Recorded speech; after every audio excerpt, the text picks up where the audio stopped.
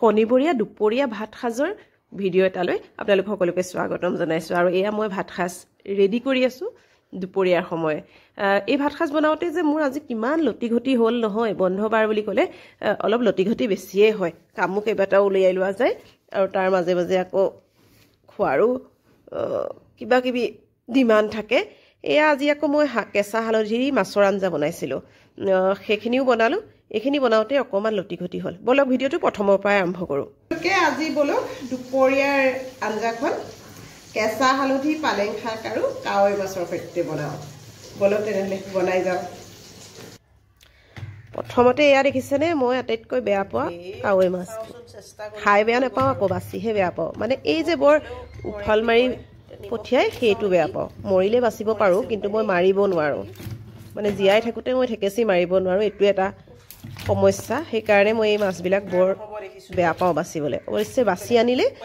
ধুনীয়াকৈ বনাব পাৰো আৰু যি হোক এটা এটাকৈ অলপ মৰা মাছ কেইটাকে বুটলি আনিলো আনি পেলাই তুলি আনিলো মানে আনি পেলাই এয়া নিমখ হালধি সানি লৈ প্ৰথমে ফ্ৰাই কৰিলো বাকী কেইটা মাছ অৱশ্যে বাল্টিঙতে আছে দেই যেতিয়া মই তেতিয়াহে উলিয়াই মই বাচি থাকিম চাই থাকিম আৰু মানে মাছখিনিয়ে ভাজি আছো এয়া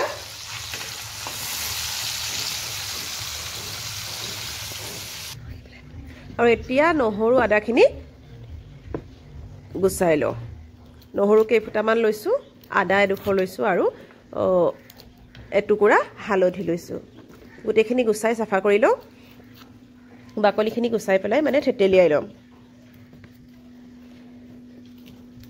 এয়া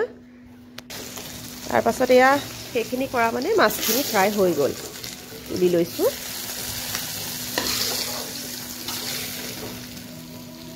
আৰু এই মাছখিনি ভজাৰ পিছত যিখিনি তেল ৰৈ গ'ল তাতেই মই পাঁচফোৰণ কেইটামান দিছোঁ আৰু এয়া নহৰু আদা থেতেলিয়াই লৈছিলোঁ সেইখিনিও ভাজিছোঁ লগতে 3টামান কেঁচা জলকীয়া দিছোঁ আৰু এয়া মই কৈছিলোঁ যে হালধি অকণমান থেতেলিয়াই ল'ম বুলি হালধি ৰসটো খোৱাটো ভালো সেইকাৰণেও দিছোঁ সেইখিনি অকণমান ভাজি লৈ এয়া পালেং শাকটো খুব ধুনীয়াকৈ ভাজিলে গলি যায় গতিকে এয়া আৰু আলু এটা মানে ভাততে দি থৈছিলোঁ সেইটো পিটিকি তাত দি দিলোঁ দি অলপ সময় ভাজি গৰম পানী দি দিলোঁ কেৰাহীখন সলনি হ'ল গম পাইছেনে কিয় মানে মই আনফালে কিবা কিবি কৰি থাকোঁতে আৰু গান শুনি থাকোঁতে মোৰ অকণমান কেৰাহীখনৰ তলটো ধৰি গ'ল গতিকে আকৌ মই কেৰাহীখন সলনি কৰি বেলেগকৈ বনাব লগা হ'ল আজি কমখন লটিঘটি হ'লনে মোৰ আৰু ভাত সাজ বনাওঁতে এয়া মোৰ আজি দুপৰীয়াৰ থালিখন বলক তেনেহ'লে ৰেডি কৰোঁ এয়া ভাত সাজৰ লগত আছে এয়া মূলা শাকৰ ভাজি বন্ধ বাৰটো থাকিলে শাক চাক থাকিলে ভাল লাগে সেইকাৰণে এয়া মূলা শাকৰ ভাজিৰ লগতে আছে এয়া ফুলকবি আৰু ওলকবি লগত আলু দি অকণমান শুকান ভাজি এফালে ৰঙালাও ফ্ৰাই কৰিছিলোঁ আনফালে এয়া মই বনোৱা পালেং শাক আৰু হালধি দি কাৱৈ মাছৰ আঞ্জা মই আগতীয়াকৈ যিহেতু মই খোৱাৰ পিছত ভিডিঅ'টো এডিট কৰিছোঁ গতিকে কৈছোঁ মই আঞ্জাখন খাবলৈ সঁচাকৈ বৰ ধুনীয়া হৈছিলে সোৱাদ এটা হৈছিলে এনেও কাঠ মাছৰ সোৱাদ থাকে আৰু আঞ্জাখন ভাল হৈছিলে আৰু এয়া অকণমান দাইলো বনাইছিলোঁ আকৌ ল'ৰাই শাকৰ আঞ্জা খাবলৈ টান পালে দাইল অকণমান বিচাৰিব পাৰে বুলি অকণমান দাইলো বনালোঁ আৰু এয়া মোৰ ভাত সাজ ৰেডি হৈ গ'ল গতিকে মই ভাত সাজ খাই লওঁ আৰু সকলোৰে কাৰণে ভাত একেলগে বাঢ়ি ল'লোঁ ইফালে টিভিটোও চলি আছে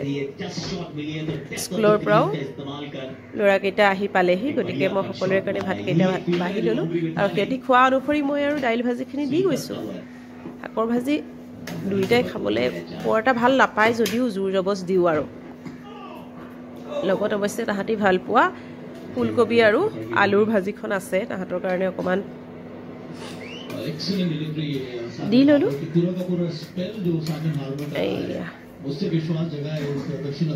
আপোনালোকৰ বাৰু দুপৰীয়া